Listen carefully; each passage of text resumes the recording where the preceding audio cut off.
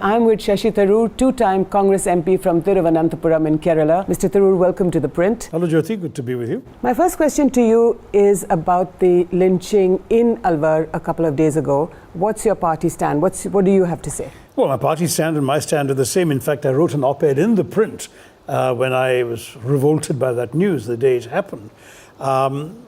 And the party has taken it up as a very serious issue, including today, when I've just come from Parliament today, Tuesday, and at 0 hour, just after noon, we made a big fuss with Mr. Kharge standing up and pointing out that this was really shocking.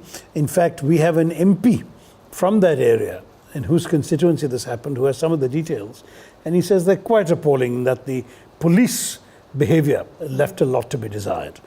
You may be aware that Rahul Gandhi tweeted that this shows some of the brutality of the new India. So is this that the BJP is now responding because Rahul Gandhi tweeted and said that this is the brutality of new India and that the government should do something about it? It could be that. I mean, there's no question that what happened in Alwar has been a jolt to the conscience of the nation. This poor young man was completely and totally innocent of any crime, any wrongdoing, any misdemeanor. And his life was taken merely because he happened to be in the proximity of cows. I mean, and because he happened to be Muslim, no doubt. Right. Now, this kind of thing is simply unacceptable. And at no point, unfortunately, has the Prime Minister chosen to open his mouth and condemn these lynchings that have happened with impunity almost for the last few years. You know, you remember in America when there was a high school shooting, Obama would be on television within minutes to reassure the nation, to express his anguish, to condemn it, to share the pain of the victims. But Home Minister Has our Prime Minister shared the pain of the victims? No, Home Minister Rajnath Singh has set up a group of ministers. Yes, but what was his first reaction? Talk about these his first reaction was to make a speech in the no confidence motion where he said, oh, the worst case of mob lynching was against the Sikhs in 1984. And he repeated that today. This whataboutery. I mean, I'm sorry, 84 was a horror. It's unforgivable. Right. But the fact is, that does not extenuate killings today. But it's been 4 years, Mr. Tharoor, for the Modi government. 84 has been 34 years. That's right. Now, in these last 4 years, this is the first time that we see the Congress party is taking this matter up very strongly. You haven't done so in the past. That is simply not fair. No, we've raised it every time. There was even a debate in Parliament at our instigation after the murder of Akhlaq in 2015, the poor father of an Air Force Havildar who was beaten up and lynched 20 kilometers from Delhi. But one would argue that that your voice hasn't counted.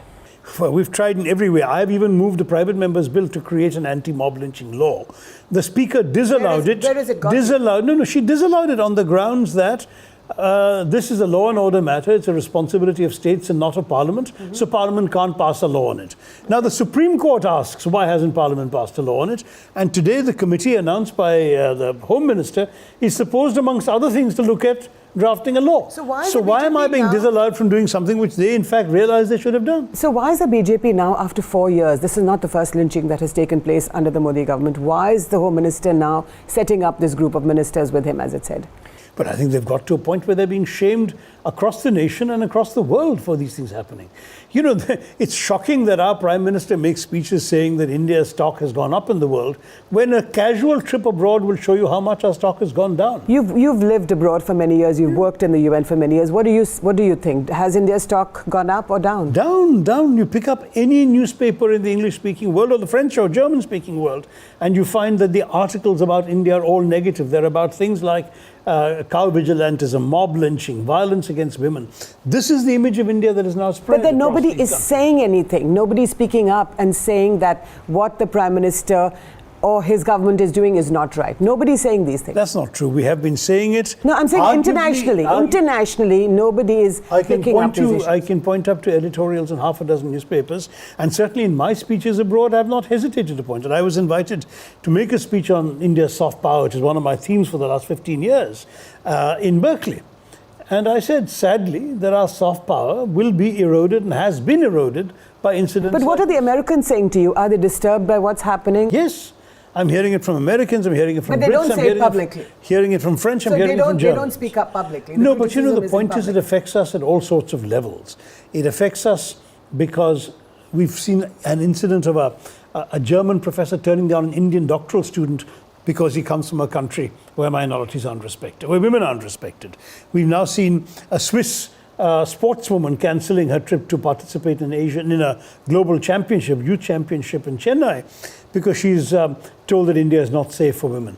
I mean, this kind of image that we're getting is partly also because of ignorance on the other side, but it's partly because there seems to be no decisive and effective action when they happen in India. But your own article in the print, where you said it's perhaps safer to be a cow In some places in India than to be a Muslim, brought you a chastisement by your own Congress president, Mr. Not that I'm aware of. Did they? At the Congress Working Committee, that's what we were told? No, absolutely That you were held up for censure? First of all, the article hadn't appeared when he made his speech. Secondly, he made a general point which was actually very much strongly in favor of freedom of expression.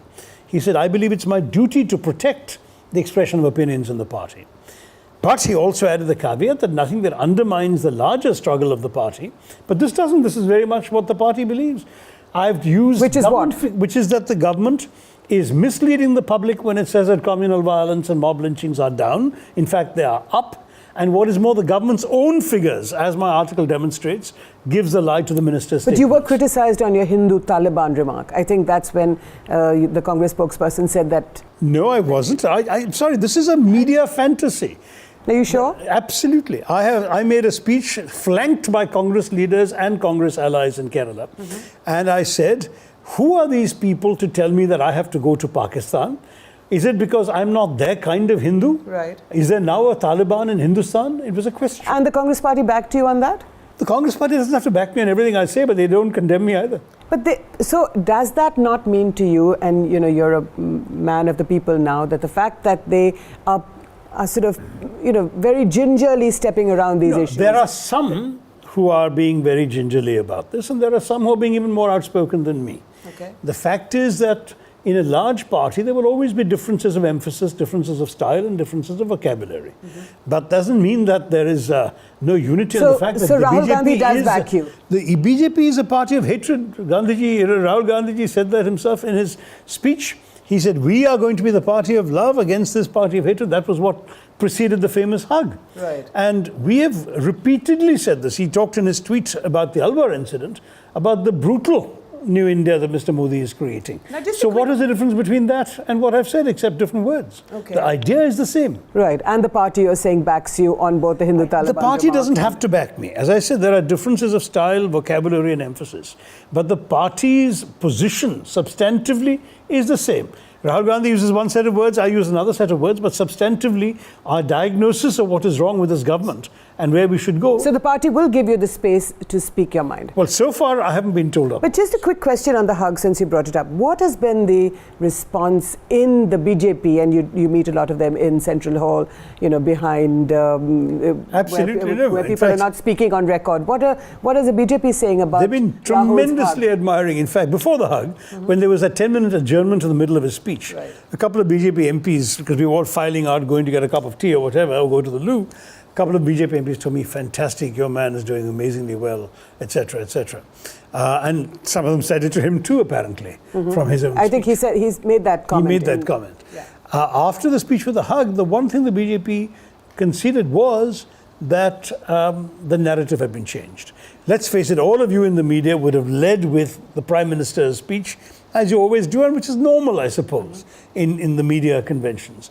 But because of the hug, it was Rahul Gandhi who dominated the media coverage of the event. So the BJP MPs are telling you that Rahul changed the narrative. Absolutely.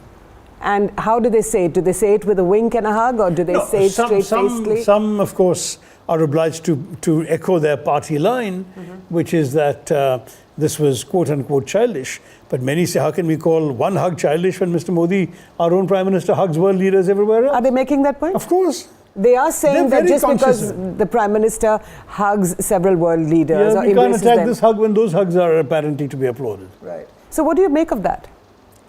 No, I don't think that there is unanimity in any political party behind anyone in particular. I don't think Mr. Modi by any means commands the allegiance of every single person in his party.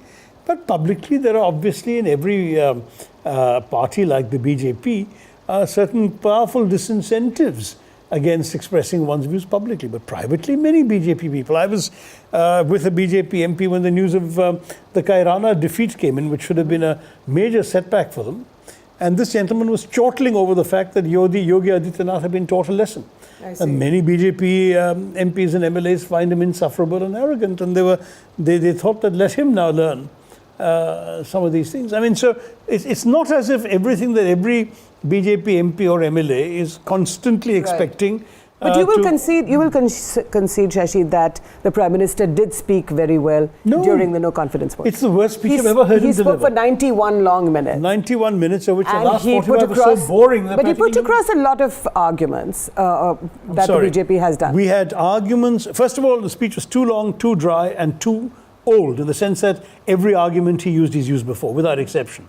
And the last 45 minutes, something I would never have accused Narendra Modi of. I have on record as saying he's probably the finest orator in Hindi this country's ever seen. That's right. And yet, the last 45 minutes are so boring. People looking at each other saying, what's going on? He was staring down, that's a weakness. And that's a weakness of the Congress president, which is that his oratory isn't half as good as the Prime Minister. But not this time around. He won this round hands down. He wasn't looking at a piece of paper. Modi was reading from notes. He was giving big picture issues, the Rafale scam, the Jumla strike, the hug. There were lots of things that stayed in people's minds. Modi was reciting facts and figures that completely turn off the listener. So let me ask you about the Rafale strike that Rahul Gandhi brought up in Parliament, and he's accusing the government of not being of not telling the people of the country, telling the Parliament what the price of those Rafale aircraft are. What is he alluding to? How does it matter what the price is? After all, it's a government-to-government deal. He is actually referring to two or three things. First, that the original deal concluded by the UPA had a unit cost, which has almost tripled under the So 500 odd crores have gone up to 1600 odd crores. Exactly. Okay. And why should a plane that once cost 500 odd crores suddenly cost 1600? Secondly, he is pointing out that under the UPA scheme, the plane would have been manufactured, I mean, apart from the initial deliveries, by HAL in Bangalore. Instead, under the NDA scheme, it'll be manufactured by a private Indian businessman who has never made a plane in his life. But he is Indian. He is Indian. But why is it he? So who is this businessman that he's talking about? I'm not going to name names that Rahul didn't name in Parliament, but all I can say is the clear implication of crony capitalism is there for everyone to see. And that's a very serious charge he's making as well. So there is a defense scam, and there is a scam where something that could have given employment to the public sector of India is being taken away and given to a private operator who has never made a plane in his life. So are you alleging Are you alleging kickbacks? I'm not alleging anything. What Rahul Gandhi has done is lay the facts out before the nation in Parliament, and he's invited the government to defend itself and explain itself. The government's defense is this is a secret. Sorry, says the Congress party, it's not a secret. We have revealed the price of defense supplies consistently throughout. We gave about 6 or 7 examples in a press conference yesterday, including the Mirage aircraft from the same government, France, without no objection from France. So the French have no problem, evidently. The President has said that if the government wants to release any figures it wants, we will not. So why do you think the Modi government isn't doing that? That's precisely what Rahul Gandhi is asking. So I'm asking you, why do you? I think your guess is pretty good, right? Which is that they have something to hide or they'd reveal it. What do you think they have to hide? Well, that's something that I would rather not be alleging on camera. So the reason I'm asking you, Shashi, is because during the Rajiv Gandhi era, the Bofors scam, which was about this defense or these guns that India bought from Sweden, do you think that something like that could be happening today? First of all, Bofors has turned out essentially A, not to be a scam, and B, without anyone actually having been found guilty in any concrete, practical way. So I'm not sure that one can compare one to the other. In this case, this is still an ongoing process. The planes have yet to arrive. The issue is still live. And I would say that you haven't heard the last of this issue in Parliament. I think there will be a serious debate on this matter because we cannot allow the government to essentially get away with apparently a dramatic wastage of the taxpayers' money. And you are planning, the Congress party is planning to bring a privilege motion in Parliament, is that correct? Well, under parliamentary rules, no privilege motion can be talked about before it's actually introduced in Parliament, can't be talked about outside. But do you think the So all I'm saying is it's certainly one of the options that should be considered. But the story is not over yet. The story is not over yet.